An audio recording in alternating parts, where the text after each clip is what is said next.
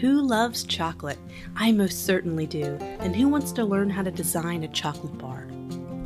Packaging design is an essential part of being a professional designer, and going through the whole process with me, from idea to finished product, is the whole idea behind this class. I wanted to walk those who have not done a package design before through the entire brainstorming process and getting you to think in 3D. We will look at a real chocolate bar wrapper to get a sense of how to design for a front and a back and to create a layered, sophisticated design.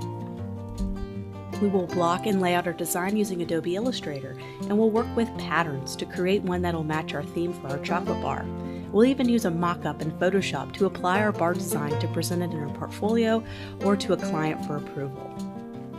Lastly, we'll take our final design and make it ready for the printer, including how to export files and how to separate our design so we can get our stickers and wrappers sent off to become a real reality. I recommend this class for any aspiring designer who's interested in packaging design and how to create a tactile product that is both eye-catching and reaches its target audience in terms of appeal and design. So, let's learn together.